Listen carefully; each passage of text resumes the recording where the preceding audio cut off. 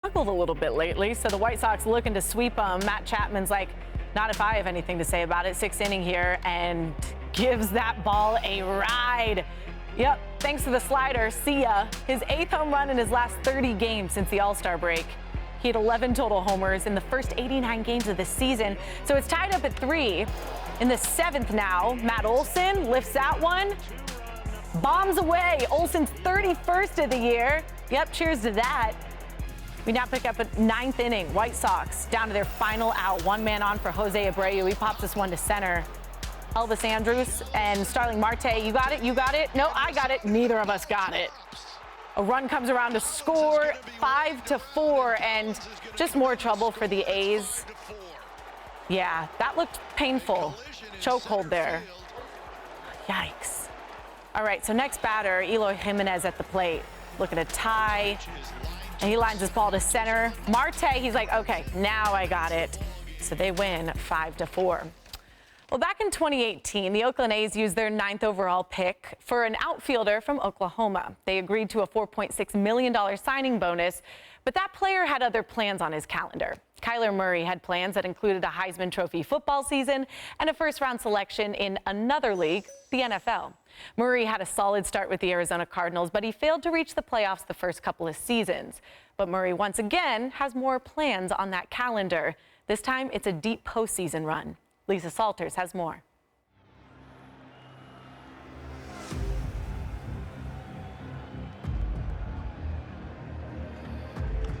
With the Rams go on to win 18-7 and eliminate Arizona. It's an ugly feeling, and nobody wants to feel like this, especially when, we've all talked about it. We've kind of shot ourselves in the foot, feel like we should already, be in the playoffs, but we're not, so it is what it is. What sticks out to you most about last season? Just a disappointment, starting off how we started off. Felt like we were a good team, but at the same time, I feel like that kind of hurt us.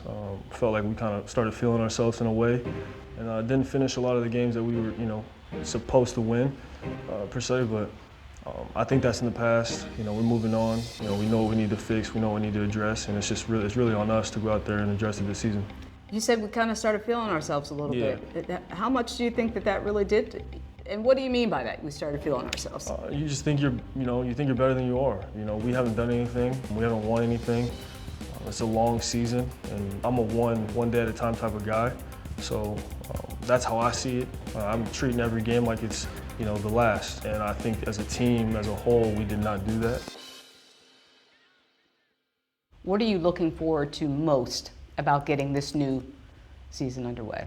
Getting another crack at it. This is what I grew up wanting to do. And the fact that I get to do it every day is, like I said, it's a blessing. I know the kind of guys we have on this team. I know the potential we have, and I want an opportunity to put ourselves in playoffs and get a crack at what we all want to be, and that's in Super Bowl. Breaking news into SportsCenter. J.J. Watt has just tweeted that he has signed with the Arizona Cardinals. Cardinals continuing to make moves. A.J. Green is finalizing a one-year deal with the Cardinals. I get knocked down, but I get back up. I get knocked down, but I get back up. You've said that you've got more weapons now than you could ask for. Mm-hmm. Let's talk about A.J. Green, your newest weapon. Yeah. What impresses you about A.J.? A.J.'s he's a cool dude, real cool dude. Yeah, he's got a young vibe to him. Even though, people obviously counting him out, saying he's too old, too slow, can't run anymore. Me personally speaking, I think he's got a lot left, and I'm excited for the people to see. AJ and DeAndre? Mm-hmm. That doesn't seem fair. I don't want to speak on that. We're just going to go out and play, execute our game, and, let the chips fall where they may. Our first NFL preseason game has Andy Reid and the Chiefs taking on Cliff Kingsbury's Cardinals. You'll see some Kyler Murray action as well. That's Friday, 8 Eastern, 5 Pacific on ESPN, ESPN Deportes, and the ESPN app. One app, one tap. You got Steve Levy, Brian Greasy, and Louis Riddick on the call. Lisa Salters on the field. The coverage begins at 7 Eastern, that's 4 Pacific, with a special edition of Monday Night Countdown. We cannot wait. Also, can't wait to show you this, the best of Thursday. We got your top plays, and we will be counting them down very shortly. Nearly 15 years after Miami Hurricanes football player Brian Pata was shot and killed outside his apartment, an arrest has been made in this case. The Miami-Dade Police Department said U.S. Marshals arrested Rashawn Jones, who was a teammate of Pata's, on Thursday. Jones is now facing a first-degree murder charge. This all comes 9 months after an ESPN report pointed out missteps in the police investigation and showed Jones had long been considered a suspect. In a brief telephone conversation during ESPN's investigation, Jones denied any involvement in Pata's killing.